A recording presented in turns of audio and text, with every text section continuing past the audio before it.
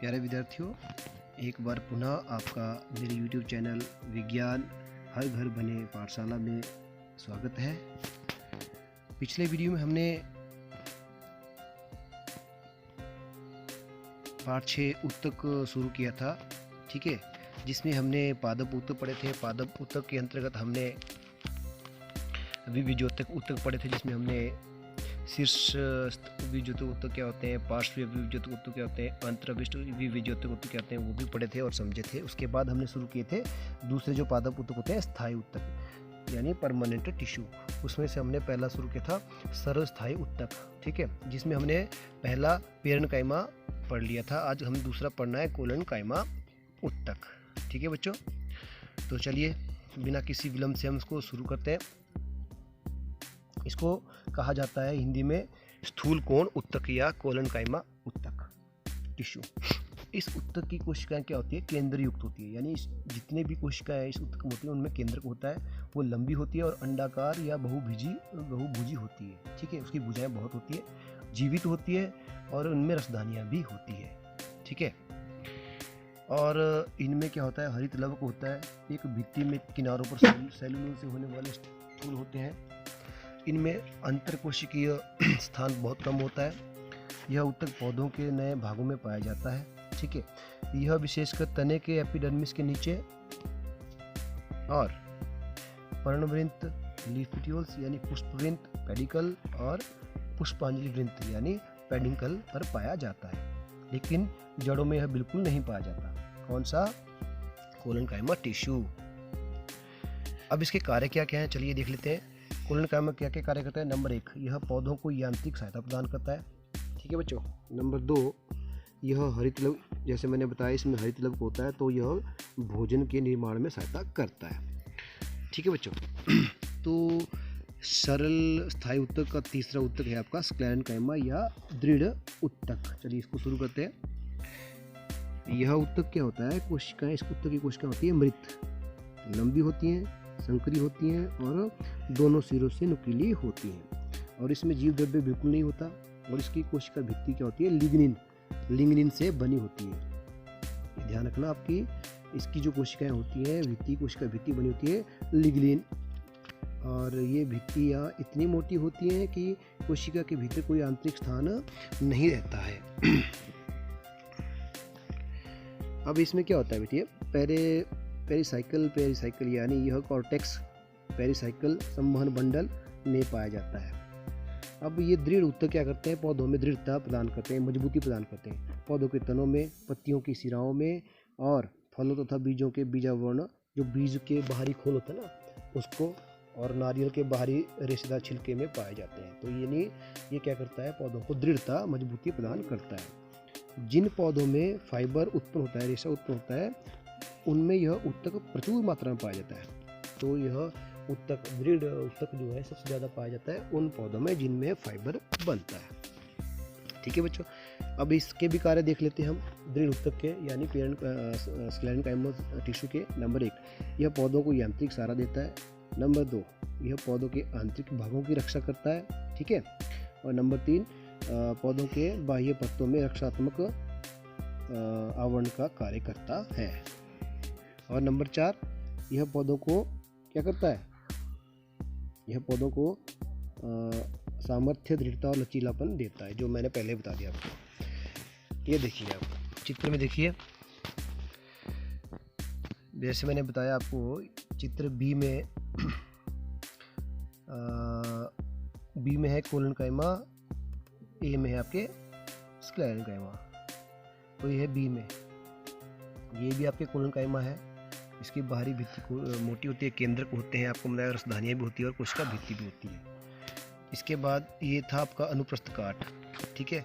और दूसरी होगी आपकी लेटरल काट यानी लेटरल व्यू। ये भी सेम चीज़ है, इसमें केंद्रक है, ये आपकी रसधानी है, और ये हरे रंग का जो है ये आपका क्लोरोप्लास्ट है, और एक कोशिका द्रव्य है, और ये अंतरकोशिकीय स्थान होता है। तो इस प्रकार ये होते हैं सरल स्थायी उत्तक। और दूसरे उत्तक आते हैं आपके जटिल स्थायी उत्तक यानी कॉम्प्लेक्स टिश्यू, ठीक है बच्चों। चलो इसको भी शुरू करते हैं हम।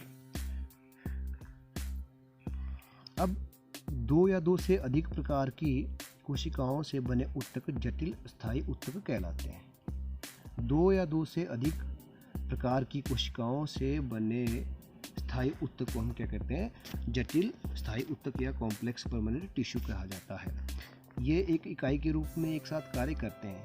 ठीक है बच्चों।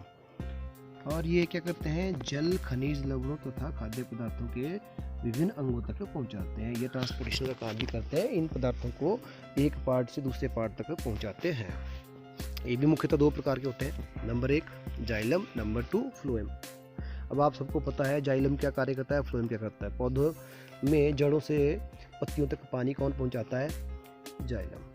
और पौधों में पत्तियों में जो भोजन बनता है उसको पत्तियों से लेके पौधों के सभी भागों में कौन पहुंचाता है? फ्लोएम।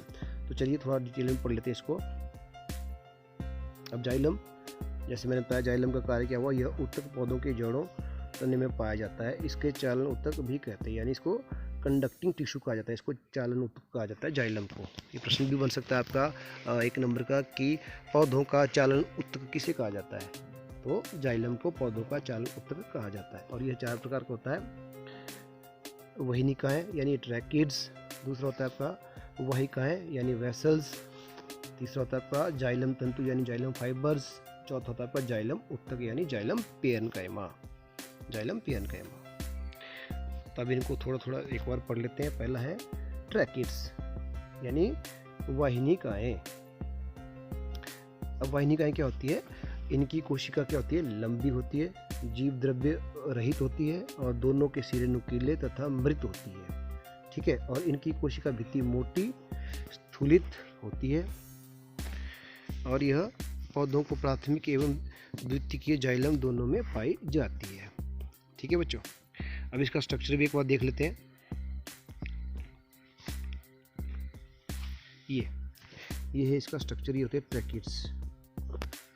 अब इसमें देखिए आप, ये बीच में छिद्र है, मैंने कहा छिद्रयुक्त होती है और एक लंबी ट्यूब नुमा होती है, तो ये ट्यूब की तरह है। तो ये है आपकी सॉरी, ये तो ट्रैकिड्स है, मैं वाहिका की बात कर रहा था।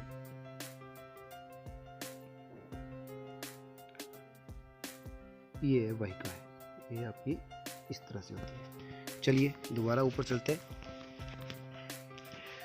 तो अब दूसरा वाहिका है। ये कोशिकाएं क्या होती है? मृत, लंबी और नली के समान होती है और कभी कभी इनमें स्थूलित भित्तियां विभिन्न तरह से मोटी होकर वलयाकार, सर्पाकार, सीढ़ीनुमा या जाइला रूपी, जालिका रूपी वाहिकाएं बनाती है। ठीक है। अब देखिए एंजियोस्पर्म जो पौधे होते हैं ना, उनमें प्राथमिक और सेकेंडरी यानी प्राइमरी और सेकेंडरी जाइलम में पाए जाते हैं।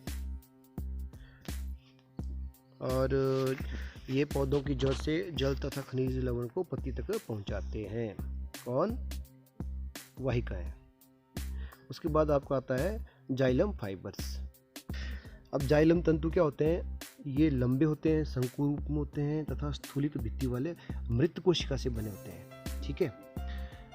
और ये क्या काम करते हैं? ये पौधों को यांत्रिक सहारा देते हैं, यानी ये जो पौधों की जो अंदर की यांत्रिक क्रिया होती है उनको करने में हेल्प करते हैं। तीसरा जो जाइलम होता है वो होता है जाइलम पेरेन्काइमा, जाइलम मृदुतक। अब इनकी कोशिकाएं प्राय क्या होती है? पेरेन्काइमेटस होती हैं एवं जीवित होती है। किसकी? जाइलम पेरेन्काइमा की।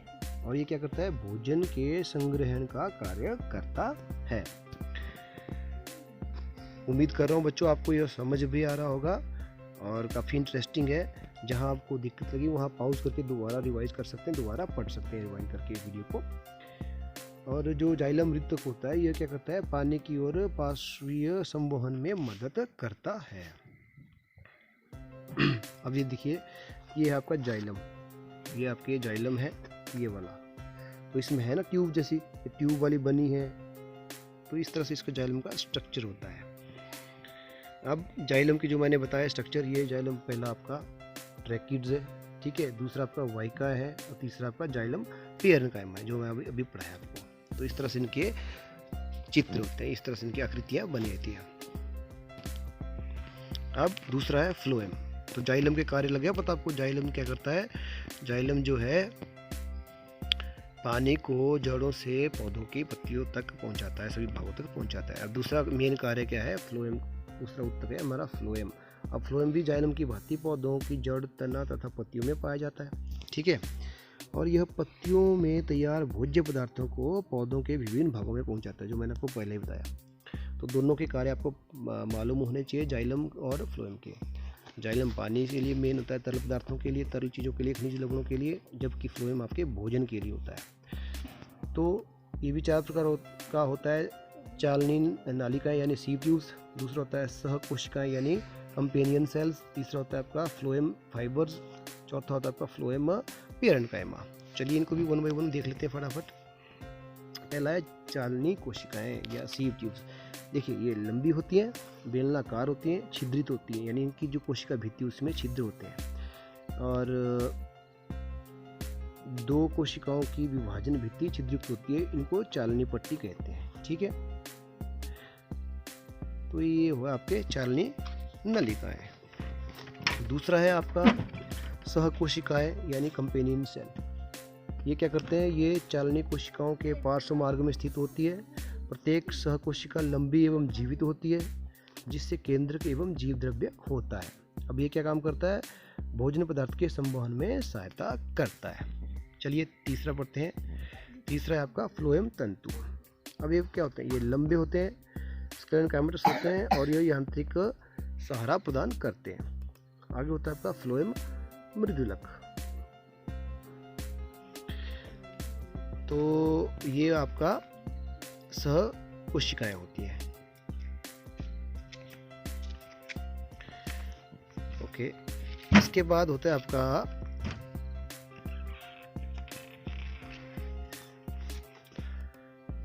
अब हमने जो मैंने आपको बताया फ्लोएम पेरेन्काइमेटस सेल होते हैं, वो क्या होते हैं, जीवित लंबे और केंद्रीकृत कोशिकाओं से बने होते हैं और भोज्य पदार्थों के संवहन में सहायता करते हैं।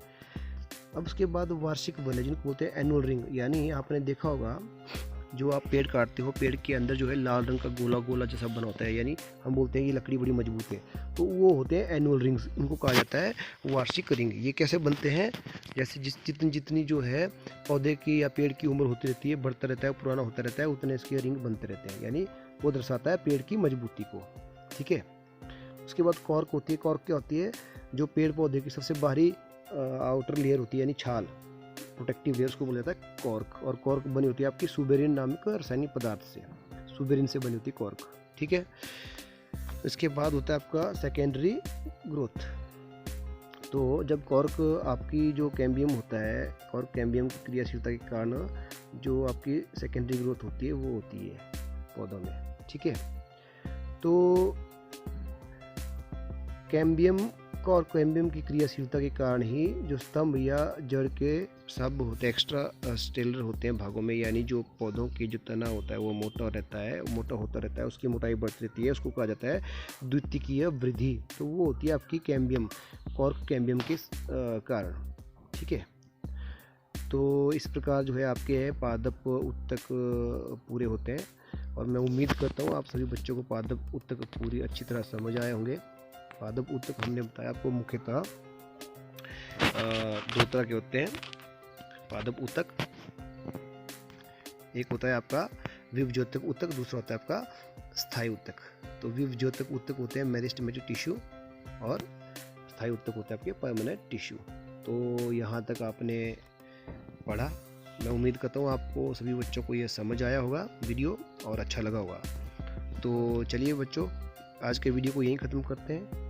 मिलते हैं अगले वीडियो में, जिसमें हम पढ़ेंगे जंतु उत्तक।